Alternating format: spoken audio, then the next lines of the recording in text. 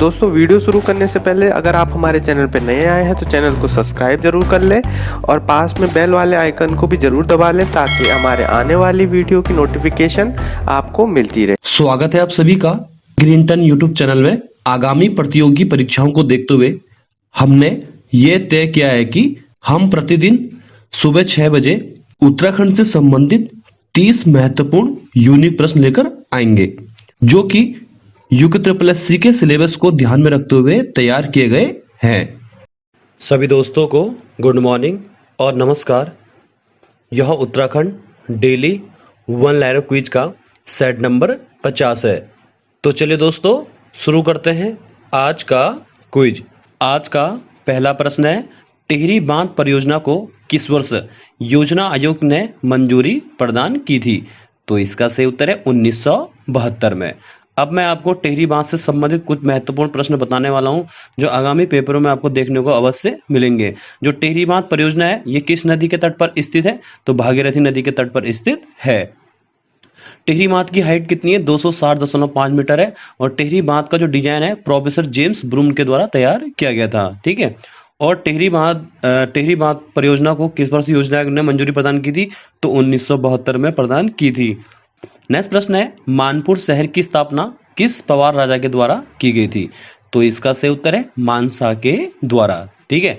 तो राजा मानशाह ने मानपुर शहर की स्थापना की थी और कहाँ की थी? श्रीनगर में। ठीक है। मानशाह के दो सेनापति थे, एक नंदी होता है, दूसरा कौन होता है? खत्तर सिंह। दोस्तों ग्रीनटन त्रैमासिक पत्रिका का नया अंक बुक स्टोर्स पर उपलब्ध हो चुका है। आप सभी हमारी नई पत्रिका को बुक स्टोर से खरीद सकते हैं। यह उत्तराखंड के सभी बुक स्टोर्स पर उपलब्ध है। नेक्स्ट प्रश्न है, प्रसिद्ध समाज सेविका गंगोत्री गबरियाल का संबंध है? तो इसका सही उत्तर है पिथौरागढ़। अच्छा, दूसरी बात यह है कि इनकी एक महत्वपूर्ण पुस्तक है जिसका नाम है यादें। ठीक है। 2 या 3 प्रश्न बन सकते हैं पेपर में कि पूछेगा आयोग कि गंगोत्री गबरियाल का संबंध किससे है? तो एक समाज सेविका है। ठीक है। और गंगोत्री गबरियाल किस जनपद की है? तो पिथौरागढ़ की है। ठीक है। और दूसरी बात यह है कि गंगोत्री गबरियाल की पुस्तक कौन सी है? एक महत्वपूर्ण पुस्तक है यादें। ठीक है। नेक्स्ट प्रश्न है, वाडिया संस्थान उत्तराखंड में किस क्षेत्र में शोध कार्य करता है? तो इसका सही उत्तर है भूगर्भिक सर्वेक्षण। ठीक है। अच्छा, अब वाडिया संस्थान जो है भूगर्भिक सर्वेक्षण से संबंधित है और ये वाडिया संस्थान कहाँ है? देहरादून जनपद में है। और वाडिया संस्थान भूगर्भिक सर्वेक्षण की स्थापना 1968 में की गई थी। नेक्स्ट प्रश्न है, राज्य का कौन सा क्रांतिकारी प्रेम प्रकाश मुनि के नाम से जाना जाता है? तो इसका सही उत्तर है इंद्र सिंह गढ़वाली। ठीक है। तो इंद्र सिंह गढ़वाली का जो संबंध है वो किस जनपद से है? तो टेहरी गढ़वाल जनपद से है। नेक्स्ट प्रश्न है, वैतरणी कुंड स्थित है? ठीक है। तो वैतरणी कुंड स्थित है। वैतरणी कुंड कहाँ है? गोपेश्वर कहाँ है? चमोली, यानी कि चमोली जनपद का मुख्यालय कहाँ है? गोपेश्वर में है। और चमोली जनपद की स्थापना 24 फरवरी 1960 को की गई थी। चमोली को प्राचीन काल में लाल सांगा कहते थे। ठीक है। लाल सांगा किसे कहते थे? चमोली को। गोपेश्वर संबंधित थोड़ा कुछ प्रश्न देख लेते हैं जो आगामी पेपरों में देखने को अवश्य मिलेंगे। जो गोपेश्वर है वो गोपेश्वर बाल्यखिल नदी के तट पर स्थित है। गोपेश्वर के ही समीप वैतरणी कुंड भी है और गोपेश्वर का प्राचीन नाम क्या है? गोस्थल या गोथला। और चमोली जनपद का मुख्यालय कहाँ है? गोपेश्वर में। ठीक है। अच्छा, एक प्रश्न एक वेरी वेरी इंपॉर्टेंट है कि जड़ी बूटी शोध संस्थान कहाँ है? गोपेश्वर में, जिसकी स्थापना कब की गई थी? 1989 में की गई थी। और इसकी जगह प्रश्न पूछेगा कि उच्च स्तरीय पौध संस्थान कहाँ है? तो श्रीनगर में, जिसकी स्थापना 1979 में की गई थी। और जो गोपेश्वर में जड़ी बूटी शोध संस्थान है जिसकी स्थापना 1989 में की गई थी। ठीक है। नेक्स्ट प्रश्न है, और उत्तराखंड साहित्य से संबंधित है। किंगडम ऑफ नेपाल पुस्तक के लेखक हैं? तो इसका सही उत्तर है फ्रांसिस हैमिल्टन। नेक्स्ट प्रश्न है, धनलेख मेला किस जनपद में आयोजित होता है? तो इसका सही उत्तर है पिथौरागढ़ में। नेक्स्ट प्रश्न है, नैनीताल में आलू की खेती शुरू करने का श्रेय जाता है? ठीक है। तो नैनीताल में जो आलू की खेती शुरू करने का जो श्रेय जाता है वो किस व्यक्ति को जाता है? तो इसका सही उत्तर है मिस हेली बर्जर। नेक्स्ट प्रश्न है, वैजनाथ के राजवंश को कत्यूरी नाम किसने दिया था? तो इसका सही उत्तर है एडविन टी एटकिंसन ने। ठीक है। तो एटकिंसन की ही देन थी वैजनाथ के राजवंश को कत्यूरी नाम एटकिंसन के द्वारा दिया गया था। ठीक है। तो कनिष्ठ सह के पेपर में पूछा गया था कि जो वैजनाथ है, वैजनाथ को कत्तूरी शब्द किसकी देन थी? तो एटकिंसन की देन थी। तो और किस पुस्तक में एटकिंसन ने कत्तूरी शब्द का उत्कीर्ण किया था? तो हिमालयन डिस्टिंक्ट गजेटस पुस्तक है जो 1882 से 1886 के बीच में लिखी गई थी, जो जो एटकिंसन ने लिखी थी। मगर 1884 में वैजनाथ में कत्तूरी शब्द उत्कीर्ण किया था। किसने किया था? एटकिंसन ने। अब मैं आपको एटकिंसन के बारे में कुछ ऐसे प्रश्न बताने वाला हूं जो एक यूनिक प्रश्न है, ठीक है। तो एटकिंसन का जन्म कब हुआ था? एटकिंसन का जन्म 6 सितंबर 1840 को हुआ था। और किस देश में हुआ था? आयरलैंड में, ठीक है। तो एटकिंसन की जो मृत्यु हुई थी वो हुई थी 15 सितंबर 1890 को, ठीक है। तो 25 जून 2017 को मानचित्रकार का पेपर हुआ था, तो वहां पूछा गया था कि एटकिंसन का संबंध है। तो एटकिंसन जो है एक आयरिश कीट विज्ञानी थे। क्या थे? आयरिश कीट विज्ञानी, ठीक है। जो एग्जाम में देखने को मिल सकते हैं इस टाइप के प्रश्न, ठीक है। तो वेरी वेरी इंपोर्टेंट है, ठीक है। नेक्स्ट प्रश्न है, किस वर्ष देहरादून में खेल अकादमी की स्थापना की गई थी? तो इसका सही उत्तर है 2001 में, ठीक है। तो किस वर्ष देहरादून में खेल अकादमी की स्थापना की गई थी? तो 2001 में, ठीक है। तो उत्तराखंड का जो राज्य खेल है वो क्या है? फुटबॉल है। उत्तराखंड का राज्य खेल क्या है? फुटबॉल है। तो उत्तराखंड का जो राज्य खेल है फुटबॉल, वो कब घोषित किया गया था? तो 10 सितंबर 2011 को घोषित किया गया था, ठीक है। नेक्स्ट प्रश्न है, और उत्तराखंड साहित्य से संबंधित है, मालिनी सभ्यता के खंडहर पुस्तक के लेखक है? तो इसका सही उत्तर है ललिता प्रसाद नैथानी की, ठीक है। तो वेरी वेरी इंपोर्टेंट है कि ललिता प्रसाद नैथानी ने कौन कौन सी पुस्तक लिखी है, थोड़ा उनको देख लेते हैं। जैसे यहाँ प्रश्न पूछा गया कि मालिनी सभ्यता के खंडहर, कड़वासरम और गढ़वाल भाबर तब और अब, ये पुस्तक किसकी है? तो ललिता प्रसाद नैथानी की है। नेक्स्ट प्रश्न है, महिसानी महोत्सव किस जनपद में मनाया जाता है? तो इसका सही उत्तर है पिथौरागढ़ जनपद में। और पिथौरागढ़ जनपद की स्थापना कब की गई थी? 24 फरवरी 1960 को।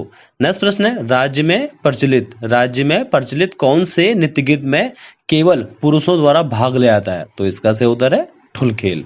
नेक्स्ट प्रश्न है, कुल्हाल परियोजना किस नदी पर स्थित है?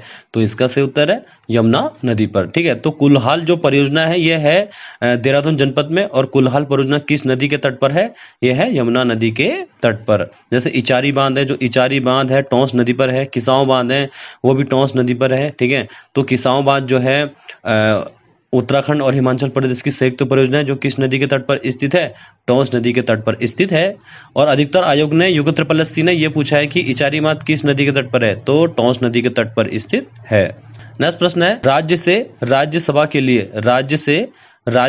लिए निर्वाचित प्रथम महिला है? तो इसका सही उत्तर है मनोरमा शर्मा, ठीक है। तो राज्यसभा के लिए निर्वाचित होने वाली प्रथम महिला कौन सी है? तो मनोरमा शर्मा।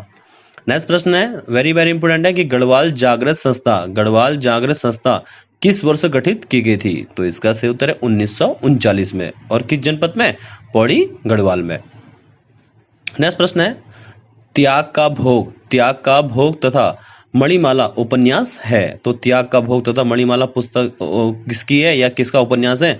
तो इलाचंद जोशी का है। तो इलाचंद जोशी के बारे में ये कहते हैं कि राज्य के मनोवैज्ञानिक उपन्यासकार है इलाचंद जोशी, ठीक है। तो इलाचंद जोशी क्या है? राज्य के मनोवैज्ञानिक उपन्यासकार है। और इलाचंद जोशी की महत्वपूर्ण पुस्तक कौन सी है? त्याग का भोग तथा मणिमाला। नेक्स्ट प्रश्न है, गायत्री शक्तिपीठ की स्थापना कब की गई थी? तो इसका सही उत्तर है 1971 में। और किस व्यक्ति के द्वारा की गई थी? तो पंडित श्रीराम शर्मा के द्वारा। नेक्स्ट प्रश्न है, राज्य पक्षी मोनाल का वैज्ञानिक या साइंटिफिक नेम है? तो इसका सही उत्तर है लोकोफोरस इम्पिंजेंस, ठीक है। तो उत्तराखंड का राज्य पक्षी क्या है? मोनाल है। तो मोनाल का वैज्ञानिक नाम क्या है? लोकोफोरस इम्पिंजेंस। नेक्स्ट प्रश्न है, किस वर्ष चीड़ के पेड़ों से लीसा व तारबीन का तेल निकालने का कार्य शुरू किया गया था? तो इसका सही उत्तर है 1890 में। नेक्स्ट प्रश्न है, जागेश्वर में लकुलिस तथा नटराज मंदिरों का निर्माण किसके द्वारा किया गया था? तो इसका सही उत्तर है इष्टगण देव के द्वारा, ठीक है। तो जागेश्वर में लकुलिस तथा नटराज मंदिरों का निर्माण किसने किया था? तो इष्टगण देव ने। नेक्स्ट प्रश्न है, भिक्याशरण किन दो नदियों के संगम पर स्थित है? तो भिक्याशरण जो है पश्चिमी रामगंगा तथा गगास नदी के तट पर स्थित है। और किस जनपद में? अल्मोड़ा में, ठीक है। तो जो पश्चिमी रामगंगा नदी है उसका उद्गम स्थल कहाँ से होता है? दूधाधोली के पठार से। यानी कि जो दूधाधोली का पठार है वो किन 3 जिलों में फैला है? एक चमोली, दूसरा अल्मोड़ा, तीसरा पौड़ी गढ़वाल। और दूधाधोली के जो पठार से 5 नदियां निकलती हैं, पूर्वी नियार, पश्चिमी नियार, आटागाड़ और पश्चिमी रामगंगा और वीनो नदी, ठीक है। नेक्स्ट प्रश्न है, हरुंता बुग्याल तथा केदार खर्ग बुग्याल किस जनपद में स्थित है? तो इसका सही उत्तर है उत्तरकाशी जनपद में। नेक्स्ट प्रश्न है सिरमौही का किला किस जनपद में है? तो सिरमौही का किला किस जनपद में है? लोहागढ़ यानी कि कहाँ? चंपावत में। नेक्स्ट प्रश्न है और वेरी वेरी इंपॉर्टेंट है, आने वाले जो आगामी पेपर है यानी कि उत्तराखंड पुलिस सब इंस्पेक्टर या उत्तराखंड पुलिस कांस्टेबल, तो वहां पे आपको इस टाइप के प्रश्न देखने को अवश्य मिलेंगे कि नजियाबाद से कोटद्वार के बीच पहली बार ट्रेन कब चली थी? तो इसका सही उत्तर है 1897 में। ठीक है, तो नजियाबाद से हरकोटद्वार के बीच पहली बार ट्रेन कब चली थी? 1897 में चली थी। और मुरादाबाद से रामनगर के बीच में पहली बार ट्रेन कब चली थी?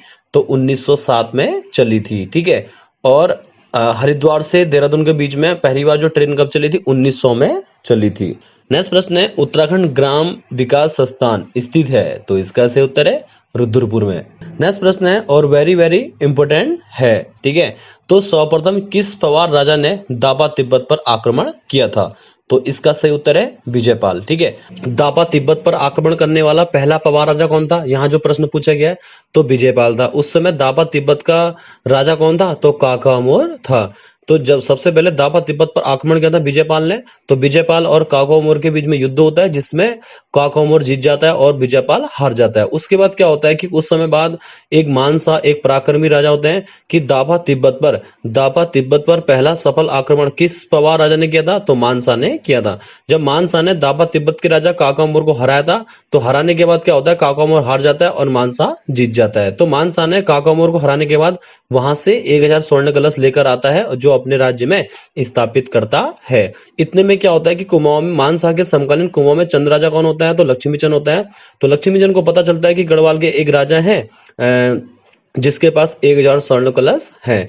तो लक्ष्मीचंद ने अपने पूरे जीवन में मानसा के ऊपर 8 बार आक्रमण किया था। 7 बार उसको हार का सामना करना पड़ा था। तो जिससे उसने क्या किया बाद में बागनाथ मंदिर का क्या किया उसने जीर्णोद्धार किया था 1602 में। उसके बाद क्या होता है कि 7 बार जब हार जाता है तो इसको कुमाऊं में सियार राजा कहते हैं, लखुली बिराली कहते थे। तो इसने क्या किया, उसके बाद क्या किया, अपने सेनापति यानी कि गैंडा सिंह को बोला, किसने? लक्ष्मीचंद ने, कि आप ऐसा करो कि आक्रमण करो 8वें युद्ध में। तो 8वें युद्ध में क्या होता है कि मानसा का जो सेनापति होता है खतर सिंह और लक्ष्मीचंद का जो सेनापति होता है गैंडा सिंह, तो खतर सिंह और गैंडा सिंह के बीच में जब युद्ध होता है जिससे क्या होता है कि गैंडा सिंह जीत जाता है और खतर सिंह हार जाता है। तो उसके बाद क्या होता है कि इसी उपलक्ष्य में कुमाऊं में खतड़वा त्योहार मनाया जाता है। वर्तमान में जो खतड़वा त्योहार है पशुओं की खुशहाली के लिए खतड़वा त्योहार का आयोजन किया जाता है। और खतड़वा त्योहार कब मनाते हैं? आश्विन माह में। नेक्स्ट प्रश्न है अंग्रेजों के द्वारा किस वर्ष मंसूरी नगर पालिका की स्थापना की गई थी? तो इसका सही उत्तर है 1842 में। ठीक है, तो मंसूरी नगर पालिका राज्य की पहली नगर पालिका है जो कब बनी थी? 1842 में बनी थी। मंसूरी नगर पालिका में इको टैक्स, आयोग पूछ सकता है सवाल कि मंसूरी नगर पालिका में इको टैक्स कब से वसूला जा रहा है? तो 21 सितंबर 2009 से। नेक्स्ट प्रश्न है और वेरी वेरी इंपॉर्टेंट है जो युगत्र पलस्ती ने बीपीडीओ के पेपर में पूछा था कि रेणुका देवी मेला तथा मांग मेला, सबसे प्रसिद्ध मेला है उत्तरकाशी में मांग मेला, तो रेणुका देवी मेला तथा मांग मेला किस जनपद में आयोजित होता है? तो इसका सही उत्तर है उत्तरकाशी जनपद में।